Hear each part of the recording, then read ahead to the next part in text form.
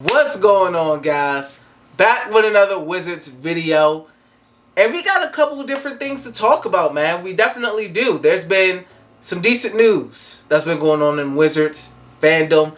We got an article from the Washington Post. Ava Wallace, she wrote a tremendous article about Bradley Beal, talking about him, where the report came for that he was leaning towards signing that roughly $250 million contract, max contract, and also speaking about his efforts in the DC community. So definitely go check that out by Ava Wallace in the Washington Post.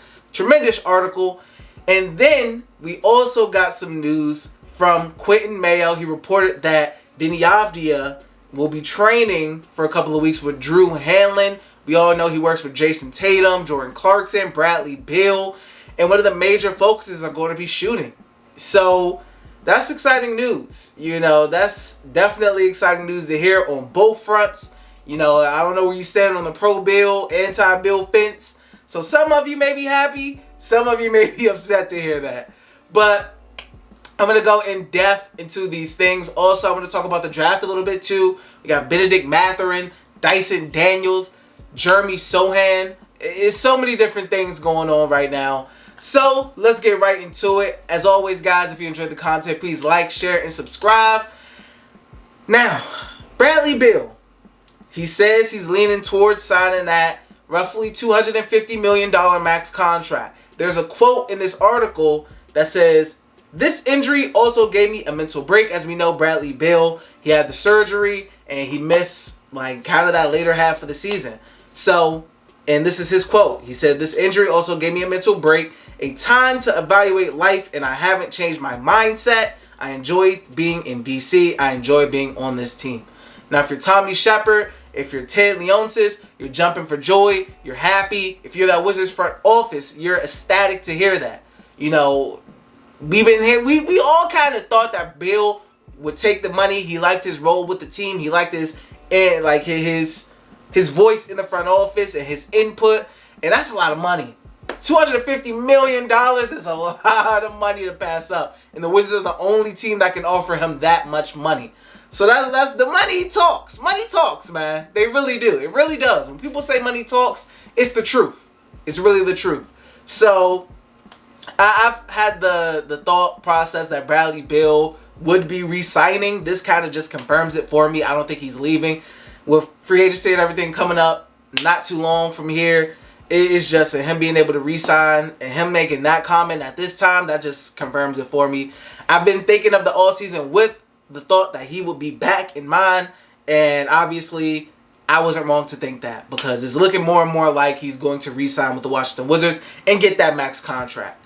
Now, I know a lot of Wizards fans may roll their eyes and may be like, "Oh God," and I get it. I definitely get it, but this was a no-brainer move for the Washington Wizards in their front office.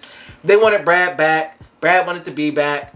They just, you know, he's been in constant communication with Tommy Shepard. I'm pretty sure he has heavy input on this draft and free agency and whatever they got going on for the future. So, from a front office standpoint, it was a no-brainer. From the fans' standpoint, I get their negative points, etc. All you can do is hope for an improvement next season, and we'll see what happens. We really will. But it's no surprise to see Bradley Beal talking positively about coming back to Washington.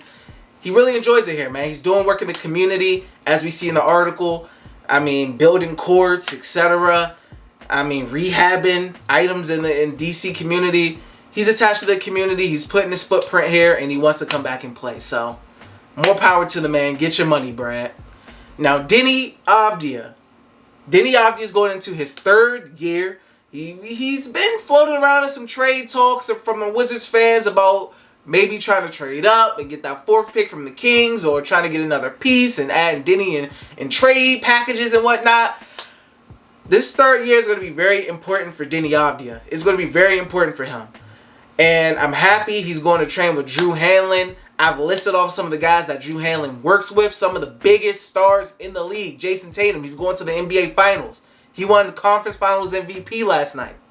I mean, he's a great guy. He's a great trainer. He does great work. And the list of his clients speak for themselves. So, for Deni to be working with him for a couple of weeks in the offseason and working on shooting is a great thing to see. I'm excited about it. A lot of Wizards fans are excited about it because if Deni can make that jump shooting-wise, like look at Rui Hachimura and his shooting percentages and how they increased. I mean, it could do wonders for him. You know, when you think about future contract talks, etc., getting that second contract, he improves that shooting. I mean, it'll open up a lot for him in his offensive game as well. So I'm excited to see what Deni can bring to the table in his third year, man. I don't think he's going to be on the Summer League team. He's not going to be doing that. So the next time we see Deni is going to be in the preseason. So we're hoping to see that jump. We're all hoping to see that big jump in that third year for Deni Avdija. We saw in that second season, he started off on fire defensively. He was throwing up the clamps. I mean, it was fun. You know, he was going at guys defensively. It was good to see. We saw him improve a little bit as a secondary ball handler on the team. And we know Deni's a very, like, he'll get cold and he'll get down and he'll go on bad streaks and cold streaks. But then sometimes he'll have good games and that streak of good games. It's all about the mentality with Deni. Getting in this training session with Drew Hanlen is tremendous. I love it. I think it's a great idea. I'm excited to see what Deni can do in his third year. Because a lot of guys have got to get paid, man. A lot of guys got to get paid. Brad's going to get his money this offseason. Then you're talking about Kyle Kuzma. You're talking about Porzingis. KCP. It's a lot going on, man. I think Deni's club options coming up after the season as well, if I'm thinking correctly. But, man, it's a lot going on. So, with Deni doing that, I love it. A+ offseason move from Deni. Hopefully, it pays off. I mean, hard work pays off, as they say, guys. So, lastly, let's talk about some draft, man. Let's talk about some draft. If you're thinking about my top three, originally I had Benedict Mathurin, Dyson Daniels, and Ochai. Ochai out of Kansas. I may be replacing that third pick of Ochai, and I think I will be replacing him with... I don't want to say... I low-key want to say Johnny Davis. I do. I low-key want to say Johnny Davis. I low-key want to say Jalen Williams. It's tough, man. It's tough. But for that third pick, I mean, honestly, man, I think I may be leaning towards Jalen Williams in my top three, moving up into my top three. Offensively, tremendous talent. The Wizards typically don't draft wings that just have terrific offensive skill sets. You look at Troy Brown, you look at Kelly Oubre, you look at Deni. These guys offensively, they had to be worked up to being good offensively, etc. Jalen Williams, I mean, he has a great feel for the game. In my opinion, and I love a player who has a great feel for the game. I mean, he knows what he's doing with the ball in his hands. Defensively, of course, is going to be a natural issue. If you look at his stats, you can tell. But, I mean, offensively, the guy has it. I mean, he's got it, man. And he's one of those guys I think can be a jumper. Similar to Dyson Daniels. I think Dyson Daniels, he may not make it to 10. Benedict may not make it to 10. So, I say Jalen Williams, man. He jumps up to that 3 spot for me, personally. So, my top 3, Mathurin, Daniels, and Jalen Williams. I mean, let me know in the comment section what you guys is. Have your top 3 changed at all since the last video I made? Is it similar? Are you looking at Johnny Davis? Do you think Johnny Davis should be up in there?